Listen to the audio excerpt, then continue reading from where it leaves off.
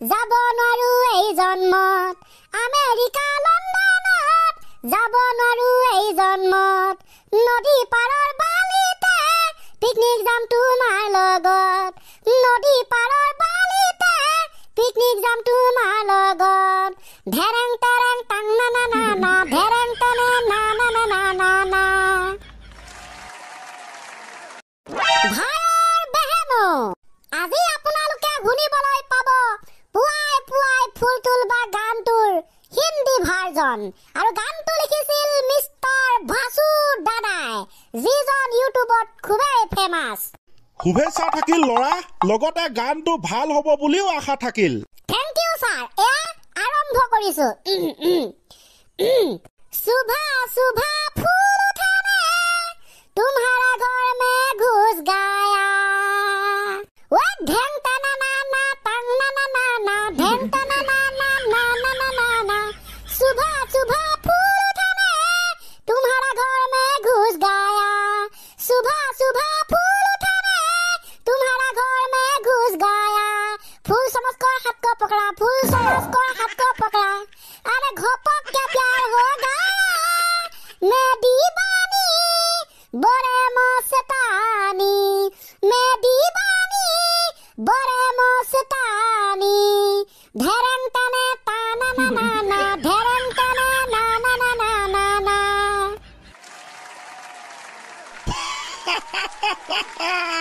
ও ফাটা ফাটিছোন ও বে ও এটো দেখোন ডিস্কো ড্যান্সার গান এই মজা গালি ওই মাক্সা প্রাইভেট ইন্ডিয়া লিমিটেড মানু পাগল কৰি দিবি ৰে thank you all of you thank you so mass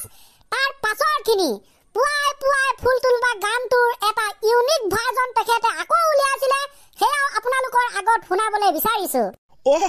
really super দেখোন এটো আৰু খাতৰা হ'ব যেন পাওঁ শুনিলে গম পাই যাব ছাৰ তেন্তে এয়া মঞ্চত পুনৰ এবাৰ পুৱাই পুৱাই ফুল তুলবা গানৰ ইউনিক ভাৰ্জন আৰম্ভ হ'ব hello hello hello my testing hello hello okay okay আজি কালি বুৱাৰী ইনষ্টাগ্ৰামত ৰীল বনাই আজি কালি বুৱাৰী ইনষ্টাগ্ৰামত ৰীল বনাই ছোৱালী বুলি মেছেজ কৰো আৰে হাজবেণ্ডে দি দিয়ে গালি তাই উস্তাদি হেন্দুৰ ফুটটো নলয় তাই পাখৰি হেন্দুৰ ফুটটো নলয় ধেৰেং তেৰেং টানা না না না ধেৰেং তেনে টানা না না না পুৱাই পুৱাই চাৰ্জ দি লয় মোবাইল টিপে দিনটো আঞ্জা ভাতৰ জুতি নাই যেনকে পাৰে তেনকে খায় পুৱাই পুৱাই চাৰ্জ দি লয় মোবাইল চলাই দিনটো আঞ্জা ভাতৰ জুতি নাই যেনকে পাৰে তেনকে খায় মাংস বুলি সয়াবিনকে খায় আৰে ঘপককে হৈ গায়া হাগা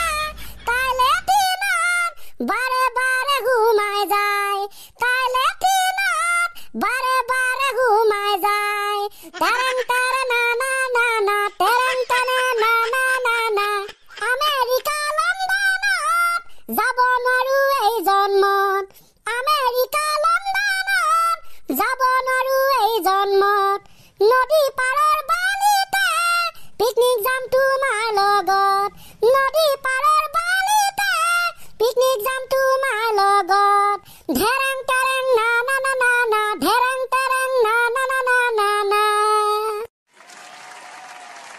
ও মাই ডগ গান গান গান গান গান গান সুপাৰ সভি ওপৰ क्या नजारा है क्या गान गाया है super super super thank you so much all of you thank you so much sir সঁচাকৈ গান কিতা বৰ আকৰ্ষণীয় আছিল দে বাৰু তেন্তে এইবাৰ নিজৰ চিটলৈ গমন কৰ এতিয়া আমি ক্লাছটো আৰম্ভ কৰিম ওকে স্যাৰ লৰাহত আজি টপিকটো নিশ্চয় গম পাইছয় আজি টপিকটো হৈছে মানুহৰ জীৱন ধাৰণৰ জীৱন প্ৰণালীৰ ওপৰত আছে হয় স্যার গম পাও মজা তেনেহলে স্যার शुरू करते हैं कि हमारा लाइफ क्यों ऐसा है মানে ৰব স্যাৰ বুজাই আছো ব্ল্যাক বোৰ্ডত কি ব্ল্যাক বোৰ্ড ব্ল্যাক বোৰ্ড কথা কবলৈ আহে ইয়ালা ঠিক আছে তহঁতি ইয়াৰ পৰা এনজয় কৰ মই পুৰা ধুনীয়াকে বুজাই আছো দেই হ'ব দে যা ভালকে বুজাবি চিন্তা নকৰিবি এনেকা বুজাম বুজি নেপালেও বুজি পাবি ৰ ভালকে वेलकम এতিয়া আমি বুজিম যে हमारा लाइफ क्यों ऐसा है ओ মোৰ ধৰিত্ৰী আই চৰণতে দিবা অলপ ঠাই স্যাৰ আপোনালোকে ব্লেকবোৰ্ডত এটা ফটো দেখিছে দেখিছো এটো হৈছে এটা বান্দৰ এক্স্যাক্টলি স্যাৰ এটো হৈছে এটা বান্দৰ আৰু বান্দৰক যেতিয়া আমাৰ ভগৱান প্ৰভুৱে সৃষ্টি কৰিছিল তেতিয়া এটা শৰ্ত বান্ধি দিছিল যে তহঁতি পৃথিৱীলৈ যা হাতত 50 বছৰ মান সময় দিছো আৰু হাঁহি মাটি নাচি বাগি মানুহক এন্টাৰটেইনমেন্ট দিবি বৰ ধুনীয়া শৰ্ত দিছিলে দেই হয় স্যাৰ কিন্তু বান্দৰবিলাকে ক'লে নহব প্ৰভু আমি মানুহৰ কাৰণে ইমান কষ্টকে জীয়াই থাকিব নোৱাৰো আমাক 10 পৰা 15 বছৰ সময় দিয়ক সিমান কোন সময় থাকিম আমি পুনৰ ঘূৰি আহিম আচ্ছা তাৰ পিছত আপোনালোকে এটো বেলেগ বোৰ্ডত দেখিবলৈ পাইছে এটো এটা গৰু আৰু গৰুটোক যেতিয়া ভগৱান প্ৰভুৱে সৃষ্টি কৰিছিল তাকো এটা শৰ্ত বান্ধি দিছিল কৈছিল যে তহঁতে পৃথিৱীলৈ যা লগত 60 পৰা 70 বছৰ লৈ যা আৰু তাৰ পিছতে তহঁতে মানুহৰ কাৰণে কষ্ট কৰিবি গাখীৰ দিবি হাল বাবি মুঠতে কষ্ট কৰি মানুহৰ কাৰণে সুবিধা কৰি দিবি যা তাৰ পিছত গৰুবিলাকে অমান্তি হল এনেকে নহব প্ৰভু আমি মানুহৰ কাৰণে ইমানকে কষ্ট কৰিব নোৱাৰো আমি কষ্ট কৰিম কিন্তু আমাৰ বয়সটো অলপ কমাই দিয়ক আমাক 10 পৰা 20 বছৰ দি দিয়ক তাৰ পাছতে আমি পুনৰ উভতি আহিম মৃত্যু হৈ আচ্ছা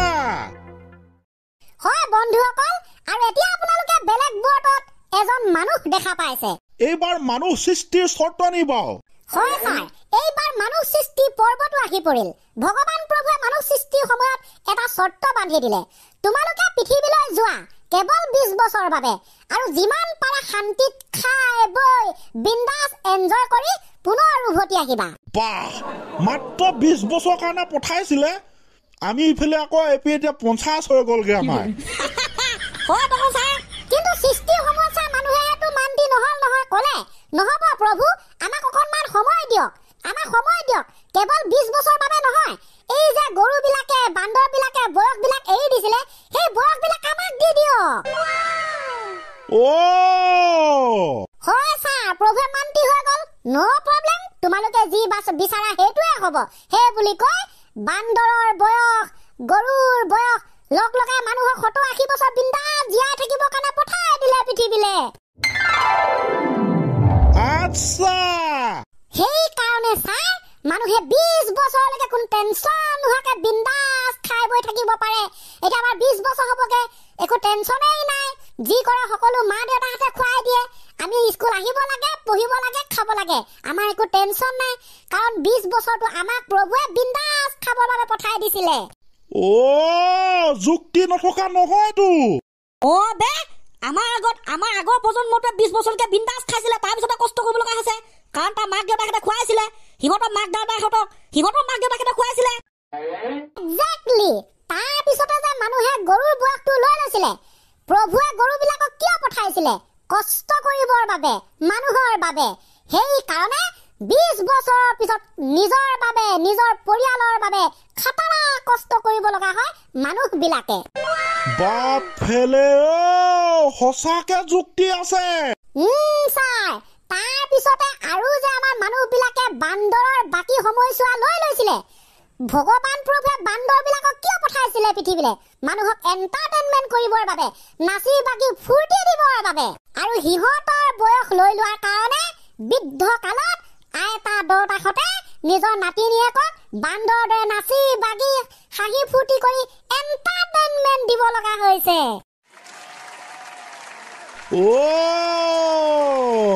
আচ্ছা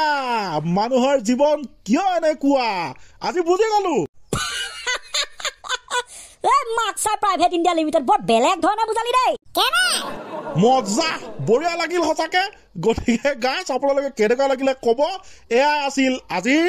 গতিকে ইমানতে আমি বিদায় ল'ম বোলে ধন্যবাদ।